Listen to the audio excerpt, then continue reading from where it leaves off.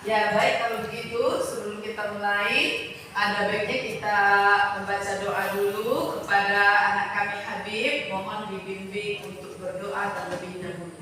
Sudah siap, sudah. Rahmat, tegap, beri salam kepada Ibu Guru. Assalamualaikum warahmatullahi wabarakatuh. Waalaikumsalam warahmatullahi wabarakatuh. Duduk dan berdoa.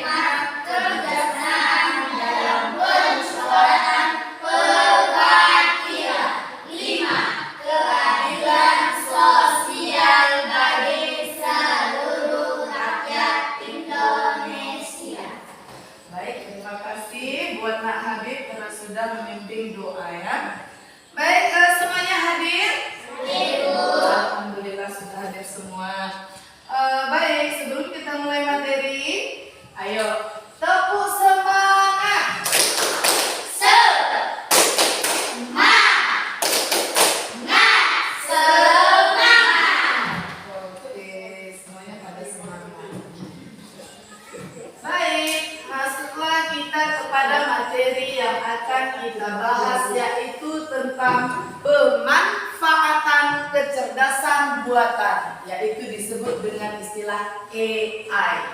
Apa itu AI? Apa arti AI?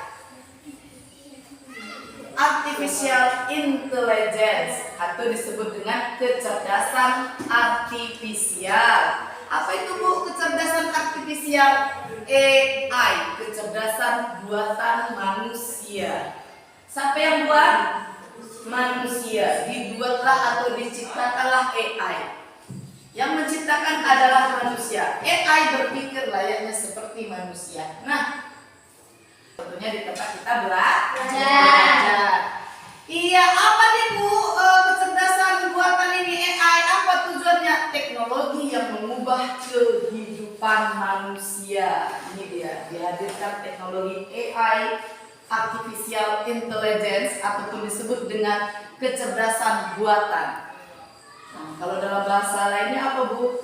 Kecerdasan artifisial. Ini dalam bahasa Inggris AI. Itu baik ya. Nah, selanjutnya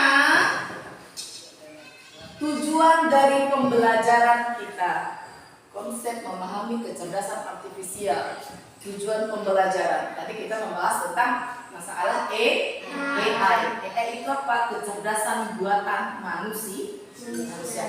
Satu, kamu sebagai siswa mampu memahami konsep dasar AI. Paham kan apa tadi AI? Kecerdasan buatan. 2. Mengidentifikasi pemanfaatan AI. Dan yang ketiga, menganalisis dampak positif dan negatif AI. Ini dia. Hal yang item 3 inilah yang akan kita bahas. 3 poin ini akan kita bahas satu persatu. Baik. Selanjutnya.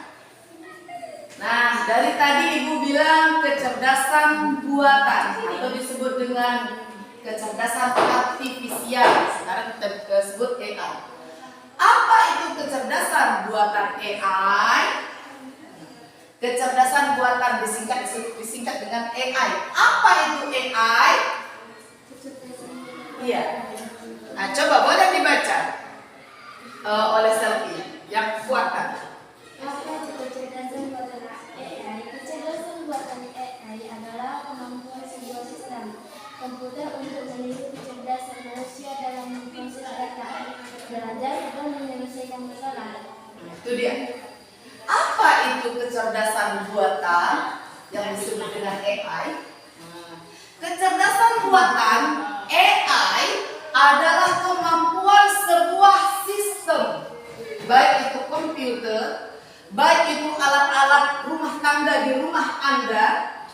Nah, kemampuan sebuah sistem komputer untuk meniru kecerdasan manusia dalam memproses data, baik dari segi belajar dan menyelesaikan masalah. Maksudnya, Bu? Nah, pernahkah kamu melihat komputer atau disebut dengan laptop? Nah, apa yang sering kau gunakan terhadap laptop dalam kehidupan sehari-hari? Apa? Menonton. Nah, yang lain? Selain menonton? Main game. Apalagi? Mencari informasi atau bertanya tentang pelajaran. Nah, misalnya guru memberikan PR, ternyata materi yang disampaikan guru di dalam kelas belum terserap semuanya. Jadi kamu bisa memohon bantuan kepada AI dengan menggunakan komputer. Kamu tinggal mengetik soal. Apakah AI menampilkan jawaban yang Anda cari? Ya. Jadi AI ini sudah membantu manusia untuk menyelesaikan masalah. Seperti masalah pada PR itu tadi. Nah, baik. Kenapa bisa Bu AI ini bisa membantu manusia? Ya, karena memang AI ini dirancang berpikir layaknya seperti manusia. Jadi tugas AI ini adalah membantu manusia untuk memecahkan masalah. Itu dia. Baik, selanjutnya itu dia. Dan yang ketiga, AI ini diterapkan dalam berbagai sektor kehidupan. Apa saja nih? Pertama, dalam segi perdagangan. Kita pergi ke Indomaret, pergi ke mall, ke supermarket, orang tidak menghitung dengan cara manual. Kamu belanja, ini harganya teh botol harganya 5.000, tidak begitu lagi. Hanya dipindai klik. Tertulis harga barang, terjumlah dengan otomatis. Itulah kecerdasan buatan AI. Hanya sekian, dia jumlahkan secara otomatis. Nah, baik. Selanjutnya, jenis-jenis kecerdasan buatan. Ternyata AI ini beragam, bermacam-macam jenisnya. Baik, jenis-jenis kecerdasan buatan. 1. AI terbatas, disebut dengan narrow AI. Ngapain dia ini, Bu? Fokus pada tugas tertentu. Misalnya pengenalan wajah. Apakah di HP Anda ada kunci pengenalan wajah? Ada. Berarti di HP kita disisipkan dengan kecerdasan artifisial atau disebut dengan AI. ada juga dengan cara pengenalan sidik jari. Selanjutnya, ciri-ciri utama AI. Nih. Nampak? Ciri-ciri utama AI. Coba bacakan dulu. Siapa namanya, Nak? Lupa. Si Aktifah Humaira. Ciri-ciri utama AI. Kemampuan belajar dan adaptasi. Iya. Mengambil keputusan berdasarkan data. Iya. Interaksi melalui bahasa alami. Oke, inilah dia ciri-ciri utama AI. Pertama, kemampuan belajar dan adaptasi. AI itu pandai belajar. Misalnya nih, kamu bilang, saya mau gambar kucing lucu. Kamu bilang begitu kan? Nah, dia belajar, dia tampilkan gambar kucing. Nah, pertama dia tampilkan dulu gambar kucing. Mungkin kurang lucu, kurang sempurna. Kamu bilang, saya mau gambar kucing lucu meloncat ke pohon. Maka dia tampilkan lebih banyak gambar lagi. Dia mampu belajar dari bahasa yang kita sampaikan. Pengambilan keputusan berdasarkan lainnya nih. Kamu misalnya ingin berbelanja di Shopee ya, sekarang orang suka berbelanja. Jika kamu memasukkan data atau gambar, dia akan deteksi. Ibu pernah belanja di Shopee, ibu tidak tahu itu baju bahannya apa, hanya ibu foto kan baju, kemudian ibu masukkan ke Shopee. Maka dia tampilkan bahan-bahan seperti baju tersebut. Itu dia. Dan yang ketiga, interaksi melalui bahasa alami. Seperti apa Anda berbicara di handphone Anda? Atau kamu mencari video di YouTube? Apakah kamu menggunakan bahasa isyarat atau bahasa alami? Apa yang sering kamu cari di YouTube? Yang sering kamu ketik? Pernah buka YouTube? Nah, apa yang kamu cari? Apakah kamu berbicara langsung atau model mengetik? Model mengetik. Apa yang kamu ketikkan di situ? Menggunakan bahasa alami. Misalnya, lagu bangsa Indonesia Raya. Apakah keluar? Itu ada kalimat perintah. Nah, dan AI memahami perintahan Anda. Apa yang Anda perintahkan, dia keluarkan. Itu dia ya. Paham maksudnya kan? Dah, selanjutnya. Nih, ada orang memasukkan gambar-gambar kuda, bermacam-macam gambar kuda. Itu data yang memang sengaja dimasukkan. AI itu sebelum dilaunchingkan kita pakai, dia sudah dimasuki data sudah dikenalkan dengan data-data. Makanya ketika kamu meminta gambar monyet, lainnya itu dia. Baik, selanjutnya. Selanjutnya, nah ini dia. Contoh AI dalam kehidupan sehari-hari. Oke, coba baca dulu. Selfie. Contoh AI dalam kehidupan sehari-hari dengan penggunaan sistem digital, menjawab pertanyaan, mengingat jadwal, transportasi, navigasi dan pengaturan rute, belajar online, rekomendasi produk kesehatan, analisis data medis untuk diagnosis. Diagnosis. Baik, contoh AI dalam kehidupan sehari-hari kalian nih. Kalian kan sering menggunakan AI. Nah, seperti apa AI ini yang menemani kehidupanmu sehari-hari? 1. AI itu bekerja sebagai asisten digital, menjawab pertanyaan, pengingat jadwal. Biasanya nih, kamu di sini kan cuma sering menggunakan HP. Di HP kan kamu pernah bertanya dengan Meta AI? Pernah. Apakah dia menjawab? Atau kepada Google? Nah, hai Google, apa kabarnya hari ini? Kalau kamu mau melalui model voice atau model tulisan, bisa. Aku males model tulisan, aku cara bicara jadi bisa. Nah, kemudian pengingat jadwal. Pengingat jadwal sebelumnya memang kamu sudah mengatur jadwal Anda. Anda. Misalnya nih, kalau ibu sering mengatur jadwal tentang azan zuhur, asar, maghrib, isya, subuh, pas pada waktunya dia akan mengingatkan jadwal. Itu dia. Dan penggunaan AI dalam kehidupan sehari-hari yang kedua adalah melalui transportasi. Ini dia, navigasi pengaturan rute. Pernahkah kamu dengar istilah Grab, ojol? Nah, ketika kamu ingin memesan Grab, kamu akan mengisi data bahwa kamu pergi dari Lentong pergi ke Danau. Maka Grab yang datang menjemput Anda rutenya hanya dari Lentong ke Danau. Seperti itu rutenya. Nah, dan yang ketiga, contoh AI dalam kehidupanmu sehari-hari adalah belanja online. Rekomendasi produk seperti yang Ibu bilang tadi. Kamu sebenarnya hanya mencari pulpen standar.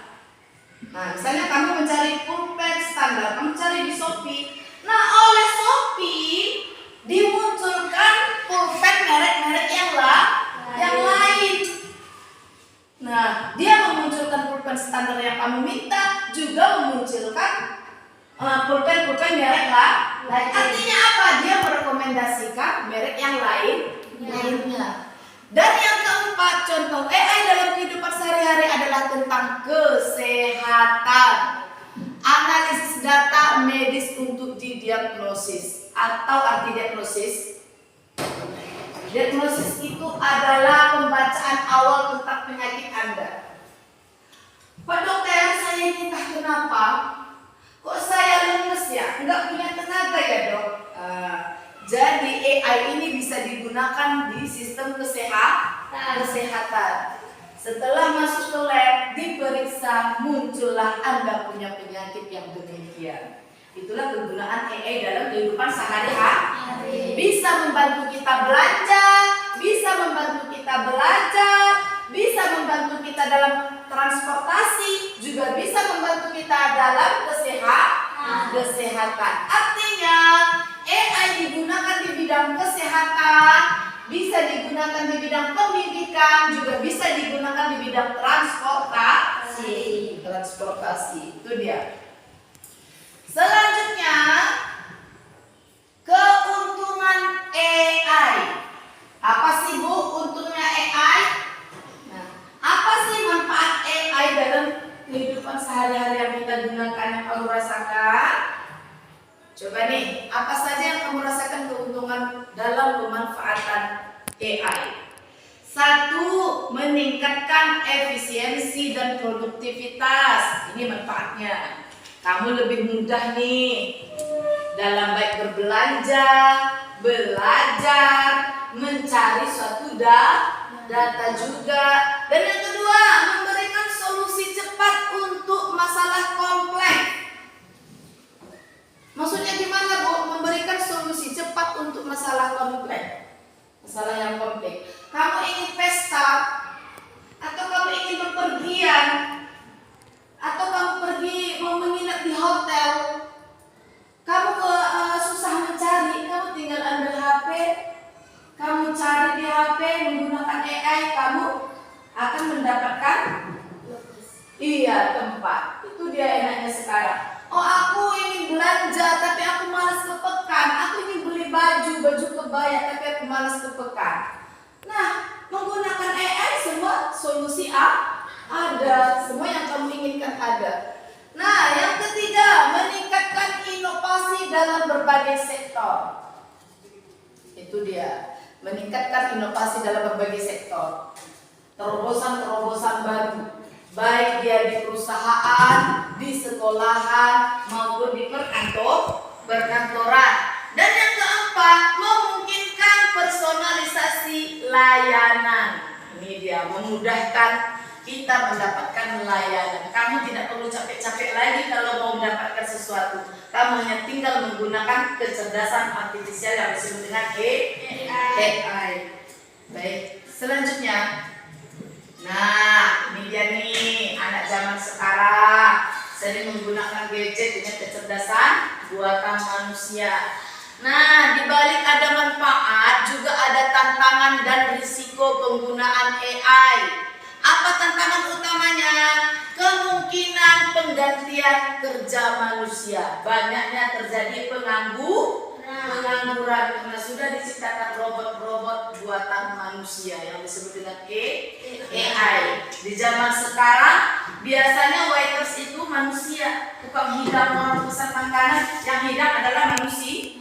Sekarang sudah dibuat robot yang khusus dirancang kecerdasan AI-nya ialah untuk mensajikan makanan. Yang kedua, masalah privasi dan keamanan data nih.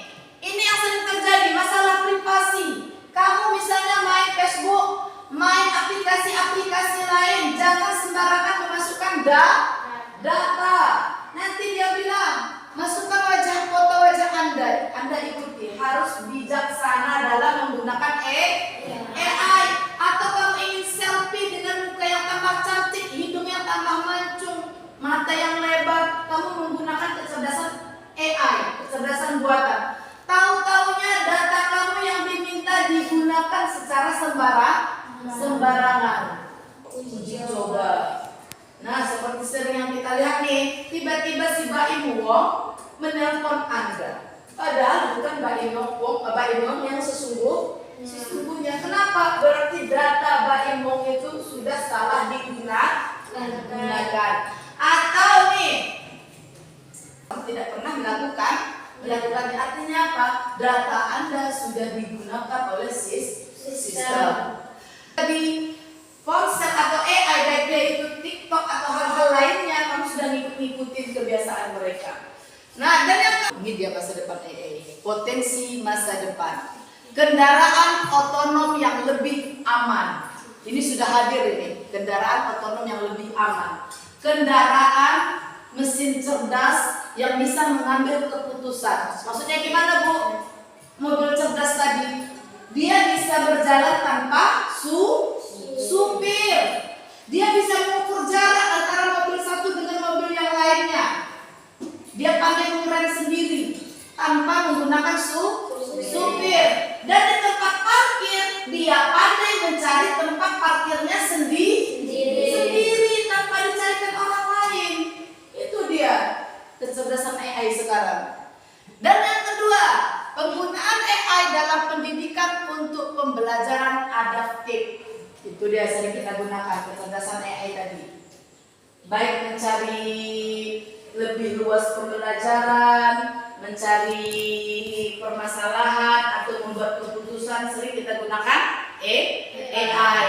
Atau biasanya gurumu membuat PR, ternyata kamu tidak mampu mengerjakan manual, sudah bertanya kepada orang tua pun kurang memahami, makanya kamu gunakan kecerdasan AI. Nah, begitu juga dengan guru-guru menggunakan kecerdasan AI ini dalam surat menyurat. Nah, atau membuat soal atau mengolah nilai. Baik, selanjutnya sebagai penutup, kesimpulannya AI memberikan manfaat besar bagi kita manusia, tetapi harus digunakan dengan bijak. Dan yang kedua, pemahaman tentang AI membantu kita mempersiapkan masa depan yang lebih baik. Persiapkan masa depan yang lebih baik. Itu dia, dari AI kita banyak belajar tentang pemahaman luas di dunia ini, bagaimana dunia ini sudah berkembang mengikuti perkembangan zaman. Nah, sampai di sini ada yang mau ditanyakan? Jadi semua sudah paham ya?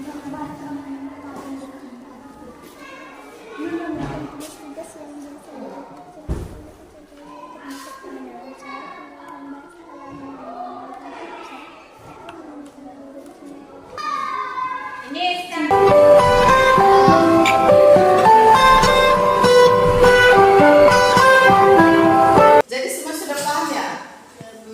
Oke, kalau sudah paham, Ibu ucapkan terima kasih. Ibu akhiri, wassalamualaikum warahmatullahi